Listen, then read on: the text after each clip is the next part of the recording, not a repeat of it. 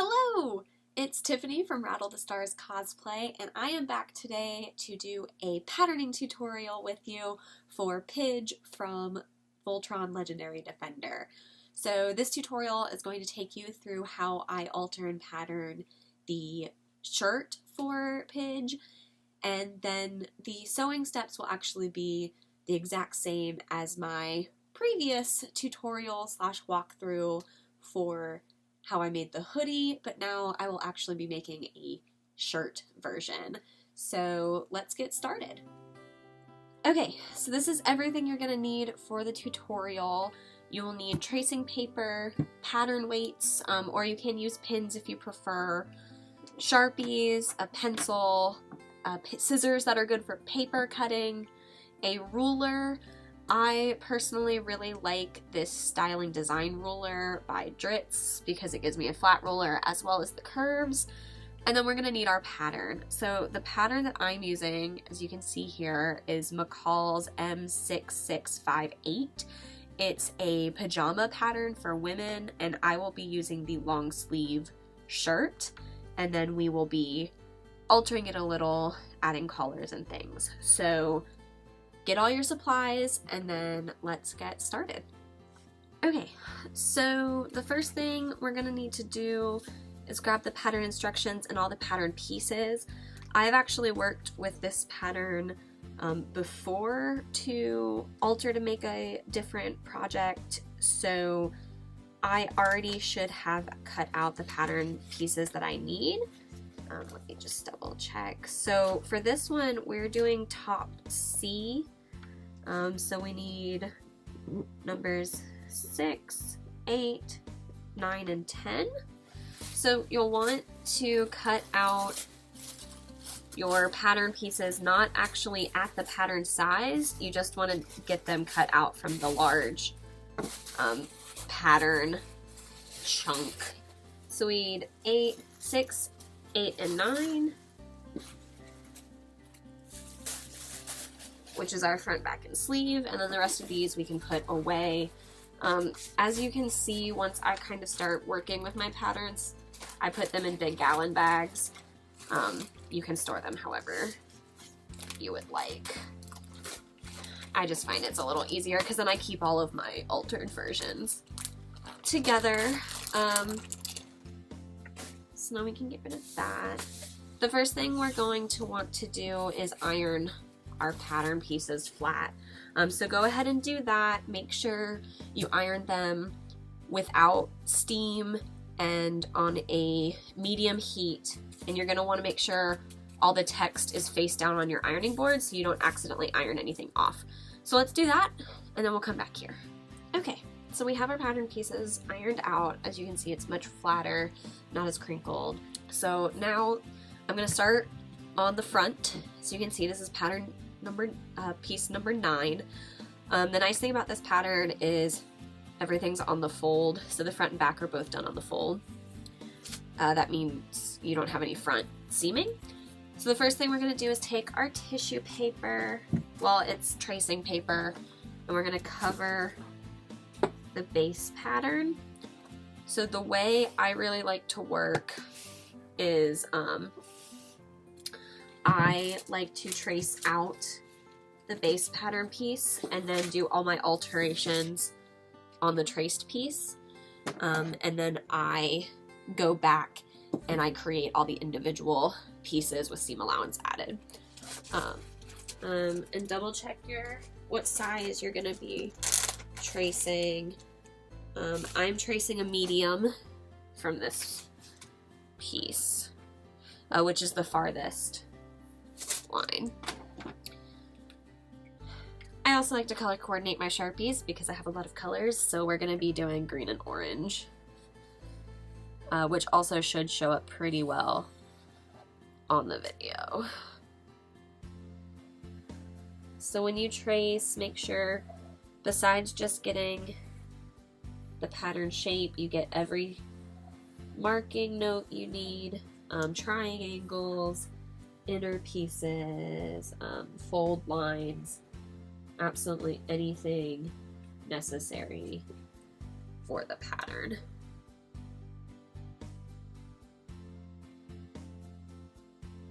So now I take my pencil, I take my ruler, and we're gonna do the front swoop for the top green, and then we have the bottom green as well, which is gonna be a bit of a pocket shaped.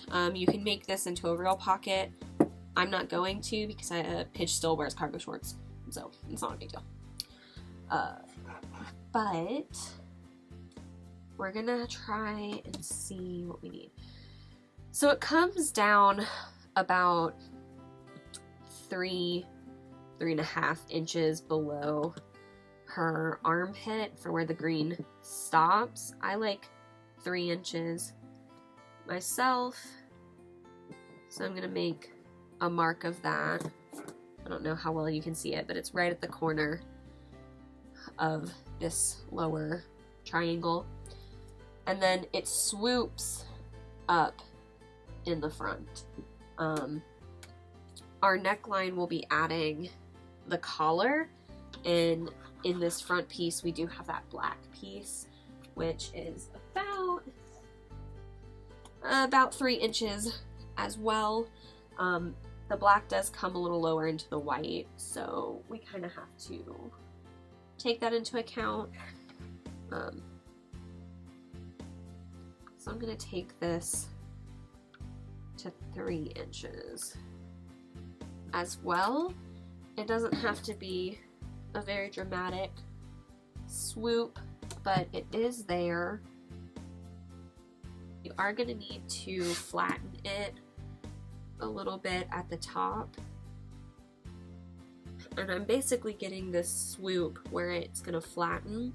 I don't know how well you can see that. It's actually going to end up being 275 inches. So it's not 2.5, it's not 3, it's right in the middle there. And you're going to kind of have to just smooth that curve yourself. So now that we have that front crease, which this is going to be green, so I'm going to make a note for myself. Just write a G. The middle bit's going to be white. This bottom bit's going to be green. Since I know that's basically going to be there. We're good.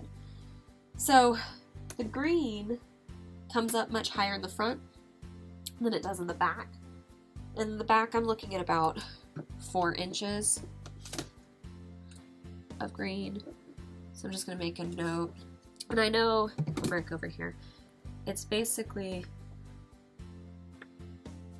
going to need to look like that on our pattern piece. Because again, it's going to be on the fold, so it's going to fold open.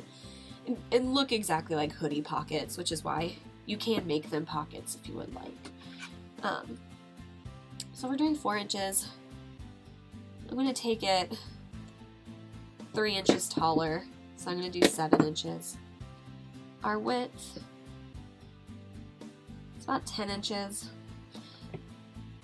This is kind of one of those things where you're going to have to eyeball, and just remember this will be open, so everything's going to be double what you do.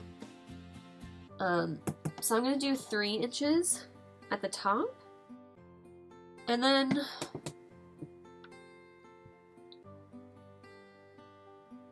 I'm going to go 4.5. So that's that. Now we're going to put a diagonal between them. This is where this is. So I'm going to go ahead, I'm going to just Sharpie these lines. It'll make it easier when I go to trace. I have our back piece out. Let me shift it down a little so y'all can see it better. And now the thing about the back piece is you're going to need your front piece. And I'm going to tell you why. We have to match points on the back piece with the front piece. So, you know, I said that side was 4 inches. We're going to have to make sure our side on our back is also 4 inches because we need it to be exactly the same. The nice thing about the back is that for this bottom green piece is it's a flat seam. So just give yourself a couple marks to make sure you get it flat and then you just need one line. The trickier part is going to be this piece, because we need to make sure that our pieces line up. So as you can see, they're basically in exactly the same spot. So I lined them up on the seat, and I just marked on the back piece where this falls. Again, the nice thing about the back is it's really simple, and it's straight across as well. Now that we have this, we're going to do our sleeves, and then we're going to do the front pieces. Okay, get your pens back, get your rule back. We're going to start with the bottom of the sleeve, the bottom orange. It's really simple. We're doing a straight across again. So I am going to do 4 inches. Again, you're welcome to do more, but she doesn't have that much orange. Done. Orange. I know this bit's white. I know this bit up here is going to be green. So now the green is once again a little tricky. Grab your front piece again, because the top green of her sleeve matches with this line. So we're going to take it here. I'm going to match the seam. And I'm going to just mark it on here. I'm going to mark it on both sides. And now the beautiful thing is, it also is just straight across. Now grab your front piece again, grab your extra tracing paper. Like I said, you can actually scotch tape this, so I'm gonna end up doing that. So we already know the black's gonna come on this line. Now the black is about 2.5 inches. So I'm gonna come over here and I want it to be kind of close to my collar, but I don't want it to go all the way. So what I'm gonna do is I'm gonna put the curve line from the front on the 2-inch mark. That way I only have 1/2 inch below it, and then it's up 2 inches. So I'm gonna darken that, and then I'm just gonna kind of make a notch where I need it, just so I know that's where we're going. Okay. Now, like I said, you have to think in halves. So I'm gonna take the bottom and the top out to 2 inches. Now the bottom is going to end up coming out farther because we have to connect it up to the top here. So the end of this top piece needs to come connect with the shoulder. You're gonna want some space here. So adjust your angle. I'm basically using the tip of this triangle as my spacer. So what I'm gonna do is on this bottom piece, I'm gonna extend it by an additional inch. So the top is 2 inches, the bottom's 3 inches. And now I'm going to bring this up 1.5 inches. So we're basically bringing the bottom part up into the start of a rectangle. You see that? Now from that rectangle, I'm going to match my angle by just dragging my ruler. And then you want to match the top with the angle of the shoulder. We're going to go and we're going to turn these into pattern pieces with seam allowance. So I have my front piece, I'm going to start with my front, and I'm going to lay some fresh tracing paper. I'm going to cut it longer than what I would normally do because we are going to be making multiple pieces on this, and they all need seam allowance. So I'm going to cut a bit significantly longer. So we're not actually done with our ruler yet. We'll need our Sharpies. I basically do this step completely in Sharpies. I'm going to start with my green. And I'm going to trace out this piece from our original pattern first. And the only piece I'm adding seam allowance to are the new lines that we created in the middle. Now for this line, I add a 1/2 inch seam allowance to everything. So basically what I'm going to do is on the sides, I'm going to add that 1/2 inch. I'm going to make a mark, just extend my line. So you see I extend my line? And now I'm going to extend the line a 1/2 inch all across my curve. So now that's our new curve line. So we have our seam allowance now. So that's our actual final finished pattern piece. Now what I'm going to do is remove my pattern weights. I'm just going to shift this piece of tracing paper up. Right? So now I have plenty of extra space along here, and I'm going to weigh everything down.